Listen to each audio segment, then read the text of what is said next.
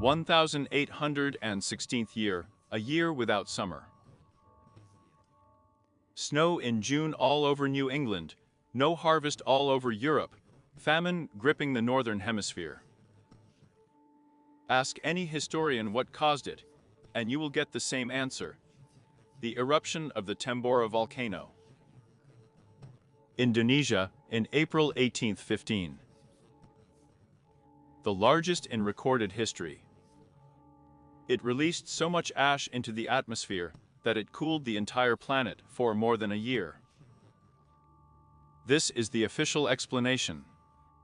And for most of my life, I've accepted it without question. But one day I had a question that haunted. What if the volcanic explanation is not the whole truth? I started to study the evidence, not just climate data, but also everything that surrounded that period: demographic records, the chronology of construction, mass population movements, the reaction of government institutions. And the deeper I dug, the more the official version began to crack at the seams under the weight of what she supposedly explains. Because we are being asked to believe this.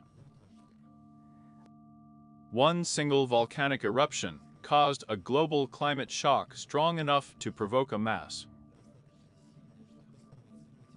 famine, unprecedented migrations, and a radical restructuring of social infrastructure on several continents at once. All of this is documented, all of this is recognized. And at the same time, the event left behind exactly the traces that were expected to see after something much more catastrophic than a volcano. Let's look at the facts. The temperature records of 1816 are really frightening. It's not about a light cold. Snow in Massachusetts in June. Frosts in July and August. The harvest was not so strong that food riots broke out in Europe. But here's where the strange thing begins. The cold snap was not uniform. Some regions have suffered catastrophically, while others have hardly noticed any changes. Temperature drops do not correspond to models of volcanic ash distribution in the atmosphere. The chronology also does not coincide with volcanic forecasts. The most severe consequences came too soon after the eruption of Tambora. And in some cases, regional climatic failures began to appear in the records even before April 1815. It does not happen at a volcanic winter. The ash distribution follows predictable atmospheric flows. Cooling should be gradual, and widespread recovery is slow. And 1816 demonstrates local extremity, a sharp start, and uneven recovery. Patterns that climatologists still cannot fully explain, relying only on volcanic ones. Model. And this is only climate data. The real mystery begins when you look at what happened next. After 1816, unprecedented population movements began. Not gradual migration, not economic adaptation, but mass relocation on a scale that seems impossible for the stated reason. Take, for example, the movement of orphan trains, which started in the decade after 1816. From 1853 to 1929. More than 200,000 children were transported from eastern cities to rural areas of America. The official explanation is overpopulation of cities and poverty. But the scale, the time, the level of institutional coordination all suggested that it's about something more than just economic difficulties. These were not isolated charity events. It was a systemic redistributive operation. Children were taken from their families, put on trains, sent to the West. Organized parties. There is little documentation. Records of origin are often missing. Family stories end abruptly. And when you ask the question, where did so many orphans suddenly appear in eastern cities in the decades after 1816? The official version of the year indicates industrialization and urbanization. But industrialization doesn't explain the numbers, it doesn't explain the institutional response. It does not explain why exactly in this period there were such concentrated efforts to redistribute the population, and why so many children do not have a documented family history. Beyond a certain point, this pattern is repeated all over the world. There are powerful migration waves in Europe after the famine of 1860. 16 years old. In Russia, the displacement of population centers. There are unexplained demographic gaps and sudden movements in Asia. Everything is attributed to economic difficulties from crop failures. But here's what we're being asked to accept. One volcanic eruption. It caused a climate crisis that required a complete restructuring of the population on several continents. The creation of new institutions, new infrastructure, and coordinated efforts that stretched over decades. All this is supposedly the consequences of a disaster that officially lasted about 18 months. As soon as you see the scale of the answer, the volcanic explanation begins to seem insufficient. Now let's take a closer look at the demographic consequences of 1816. If it was just a volcanic year without summer followed by famine, then migrations and institutional responses would have to look like a natural, albeit difficult adaptation. But what we see is something different. Mass population movements after 1816 were not gradual or local. They had the character of an organized, almost military redeployment. In America, this was most clearly manifested in the movement of orphan trains. From 1853 to 1929, more than 200,000 children were systematically removed from the densely populated eastern cities of New York, Boston, Philadelphia, to rural areas, Midwest and further west. Officially, to save them from poverty, crime and overcrowding in cities, who allegedly suffered from the effects of famine and economic decline after 1816. But let's figure out why it is children. Why in such huge quantities? Why without proper documentation? Many of these children were sent with minimal or no records of their parents, place of birth, and family. Family stories often end at the turn. 1810 to 1820. The official history says, industrialization, migration to cities, poverty, epidemics, alcoholism of parents. But these explanations do not stand up to verification by numbers and chronology. The peak of the movement occurred in 1850 to 1880, 30–70 years after 1816. If it was a direct reaction to hunger and no harvest, why did the answer come so late? Why did the programs last for almost 80 years, even when the climate had long since normalized and the US economy was booming? Why was this particular form required? Organized trains, distribution by family. Often without the right of return, with minimal control over the fate of children after placement. It doesn't look like charity. It looks like a systematic operation to redistribute a certain category of the population from one zone to another. And not only in America.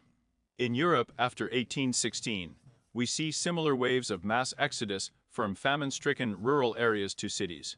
And then a decade later, the reverse process, the creation of a huge number of workhouses, orphanages, correctional colonies for minors.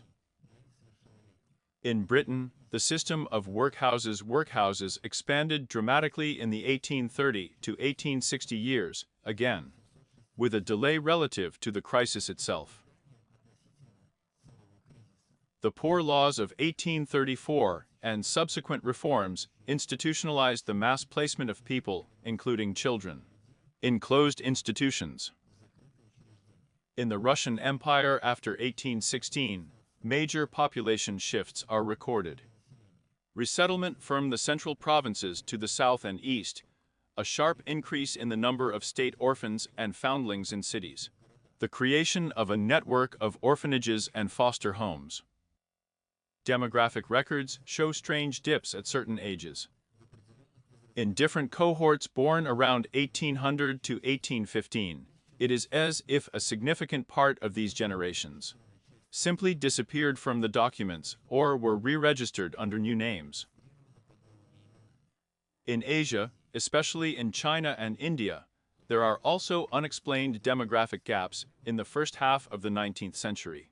Chinese chronicles record the mass displacement after the strange years of the cold, and the British colonial reports in India have noted the sudden appearance of a huge number of riots.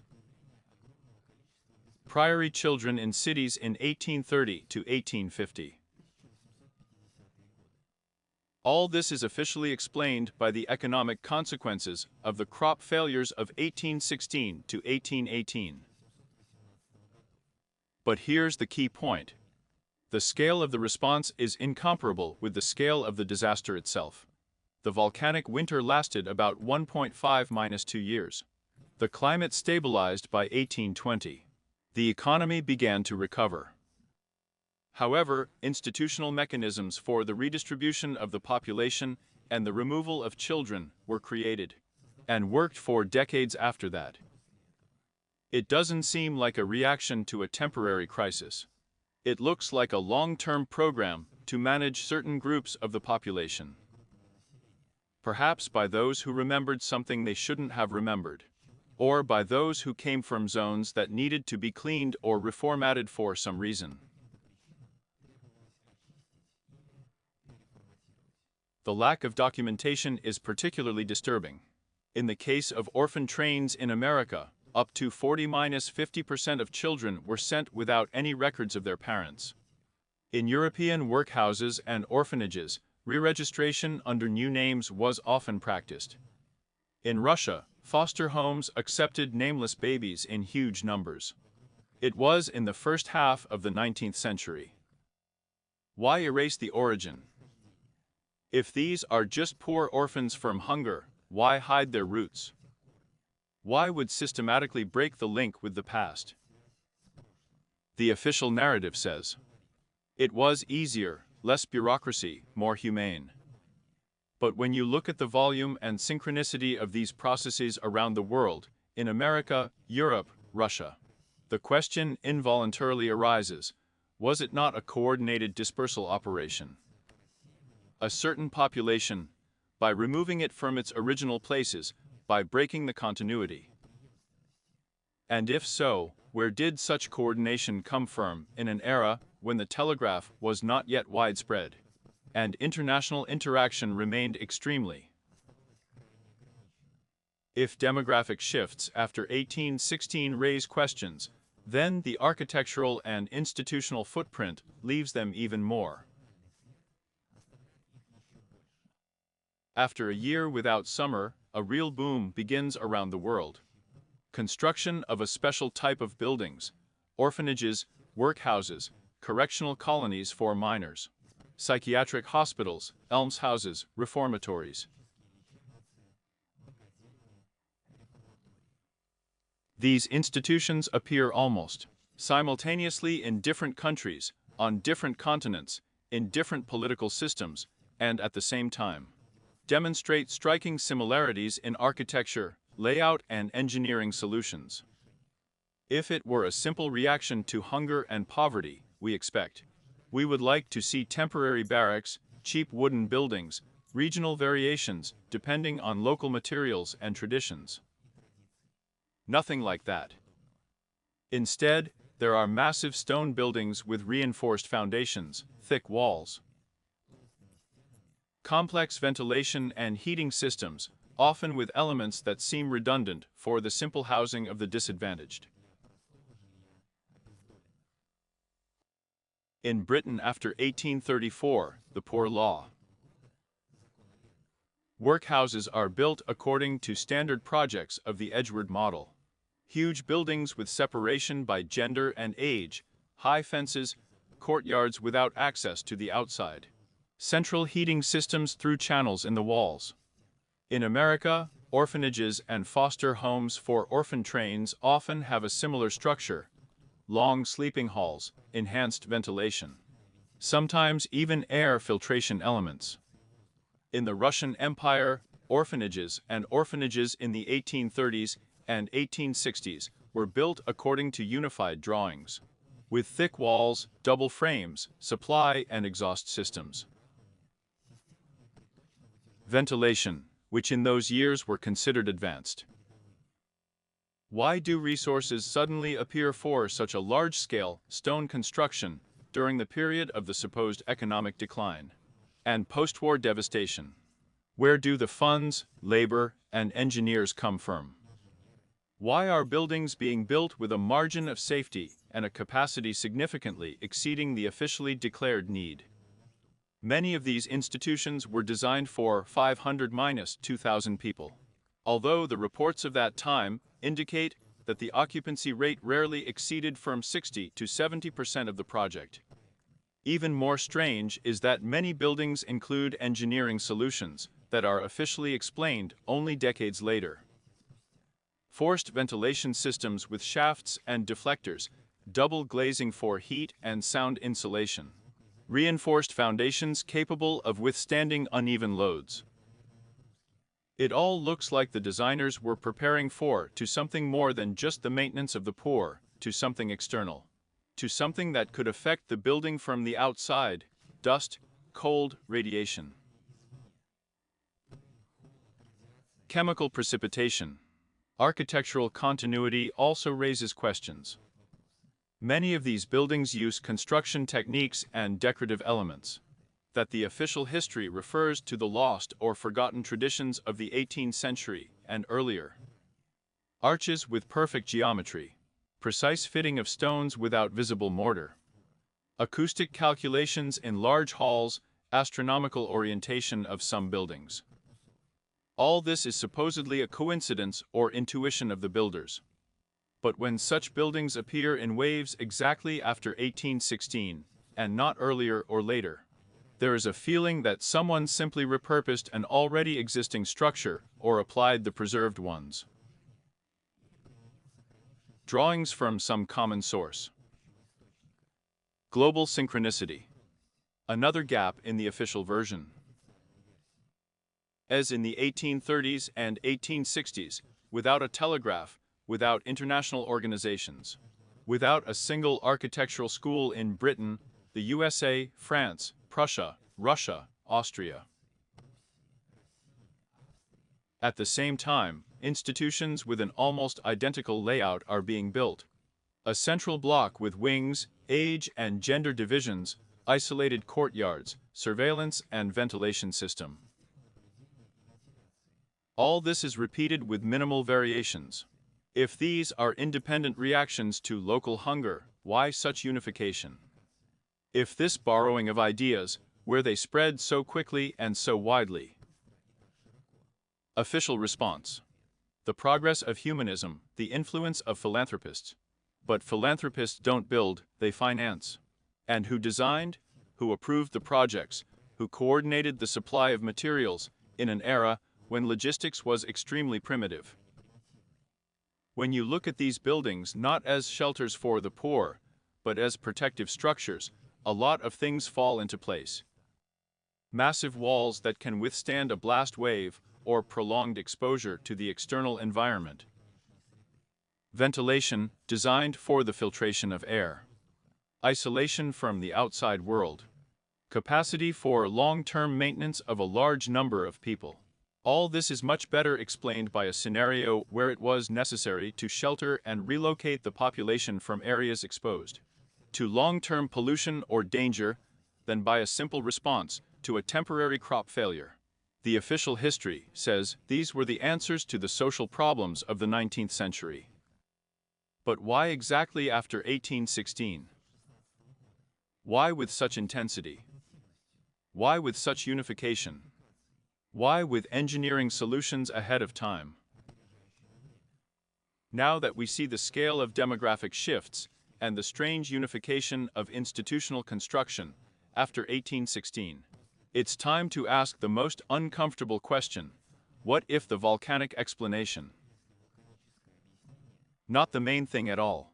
What if the climatic anomalies of 1816 were a symptom of something much more destructive? And that is why the response to them turned out to be so global, coordinated, and long-term. It is impossible to bypass the hypothesis of a nuclear winter here. I say this very carefully. I am not saying that there was a nuclear exchange in 1815 to 1816.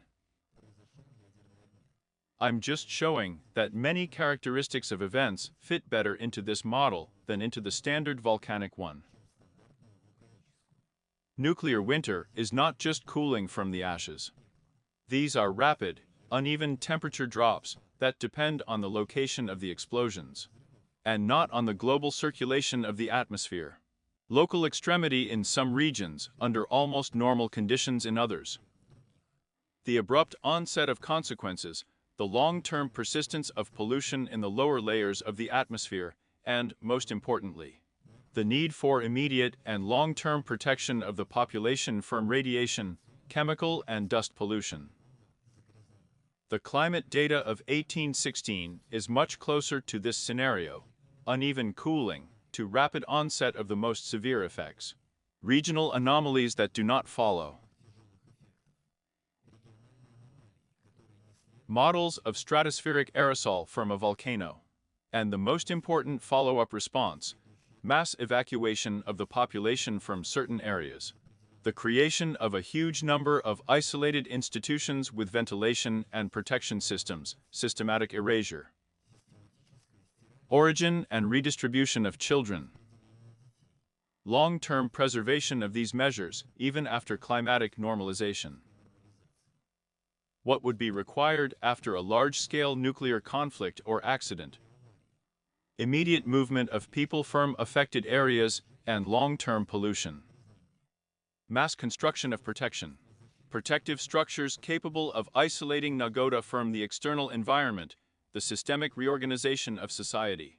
The creation of new institutions for the management of survivors, the erasure of previous records in order to prevent panic and keep control of the national. The creation of an alternative explanatory history, a natural disaster, understandable, and does not require an explanation, of the existence of advanced weapons in the early 19th century. Look at the coincidence. Mass movements after 1816. Especially children, often without origin. Construction of fortified institutions with elements of protection from the external environment. Global synchronicity of actions in an era when such coordination is officially impossible. Incomplete or absent family members. And demographic records in key regions. Long-term retention of redistribution programs even after the 1820s. Vulcan does not require orphan trains. The volcano does not require the construction of thousands of buildings with enhanced ventilation. The volcano does not require a systematic rupture of family ties and the erasure of origin. The volcano does not require decades of working mechanisms to clean up certain populations from the original sites. Nuclear disaster. It requires the removal of people from areas where danger persists. It requires isolated institutions for quarantine, decontamination, retraining. It requires control over information and memory through relocation, renaming, and discontinuation of succession. And if you look at orphan trains from this angle, the picture becomes even darker. More than 200,000 children have been systematically removed from eastern cities to rural areas, often without the right of return. Normal documentation. Many of them are children whose family histories are cut off precisely at the turn of 1810 to 1820 years. They were moved away from major centers, from the coast, from places where human traces could remain. Something more. Officially, this is the answer to urban poverty after the famine. But why is the peak in 1850 to 1880? Why did the programs continue when the climate and the economy recovered long ago? Why are there so many children without a past? Why organized trains and not local assistance? It doesn't look like rescuing orphans, it looks like scattering witnesses. Removal of a certain group from potential risk zones or from zones containing physical risk. Evidence. Breaking ties with the past through changing names, places, families. And now add global coordination. As without the telegraph, without without international agreements. Different countries are simultaneously building similar institutions, conducting similar ones.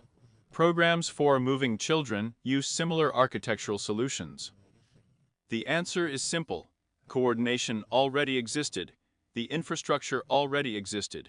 Someone or something was already managing these processes at the supranational level. The official history does not explain this. She just repeats: volcano arrow, hunger arrow, poverty arrow, philanthropy arrow, progress. But when you begin to compare the scale of the response with the stated reason, the cracks become too large.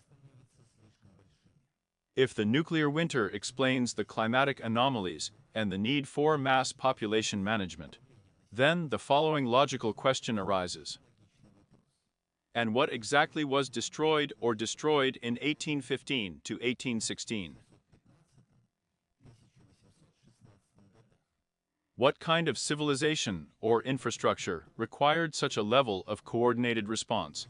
Rebuilding society, erasing records, redistributing people, and creating a new one. Official history. Here we inevitably come to the Tartar hypothesis. Look at maps from before 1816, old engravings and atlases from the 18th to the beginning of the 19th century. Architectural reviews and city plans.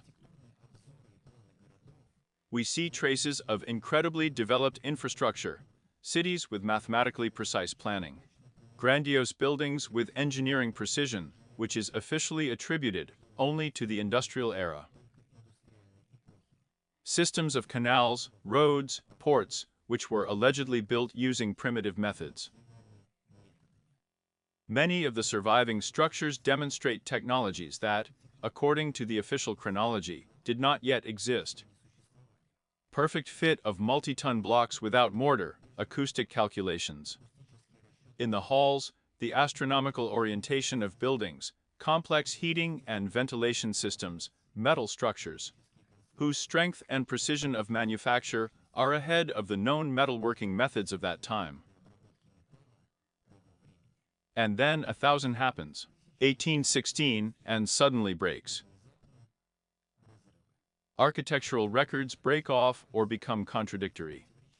The buildings, which in style and technique should belong to an earlier period, date back to the 19th century. Styles supposedly jump over. Techniques that look lost are slowly being rediscovered in the 1850 to 1900 years. It doesn't look like progress. It looks like the restoration. To try to remaster the knowledge that already existed, but was lost in the disaster. Precise methods of stone processing, metallurgy, hydraulics, acoustics, astronomical engineering are all fragments present in buildings before 1816. After appears as a new discovery a decade later. And now back to the orphan trains. More than 200,000 children, often of no origin, were systematically removed from the areas of possible damage, or from centers where traces of the past could remain. They were placed in rural areas away from cities, away from the coast, away from old architectural complexes. Their family stories end exactly at the turn when the rift occurred. It doesn't look like helping orphans from hunger. It looks like an operation to disperse memory carriers, to remove potential witnesses from places where evidence could still be found, to break cultural and genealogical continuity, to create